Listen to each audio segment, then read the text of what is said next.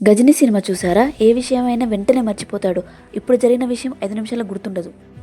ఎవరైనా మనకు ఏదైనా విషయం చెప్పినప్పుడు మర్చిపోతే అరే ఇది గజనీ మైండ్రా అంటాం. స్టూడెంట్స్ పరీక్ష రాసేటప్పుడు ఆ టెన్షన్, ఆ యాంగ్జైటీ వల్ల చదివింది గుర్తుండదు, మర్చిపోతారు. ఒకసారి చూస్తే మళ్ళీ గుర్తొస్తుంది. దీనినే షార్ట్ మెమరీ అంటారు. కానీ ఏది చదివినా ఏం చూసినా మర్చిపోకుండా గుర్తుండే మనిషి ఈ ప్రపంచంలో ఒకరున్నారు. ఆయనే కిమ్ పీక్. ఆయన బైబిల్ మరియు మోర్మన్ గ్రంథాలతో పాటు 12,000కు పైగా పుస్తకాలను గుర్తుంచుకున్నాడు. అందుకే ఈయనని మెగా మెమరీ మ్యాన్ అంటారు. ఈయన 10 సెకండ్లలో 2 పేజీలు చదవగలడు. రైట్ పేజీ రైట్ ఐతోనూ, లెఫ్ట్ పేజీ లెఫ్ట్ ఐతోనూ చదవగలడు. సైంటిస్టులు కిమ్కి సెరిబెలం డిజార్డర్, కార్పస్ కాలసం అంటే ఎడమ మరియు కుడి బ్రెయిన్కి కనెక్ట్ అయ్యే నరాల గుంపు పిక్ మెదడులో లేదు.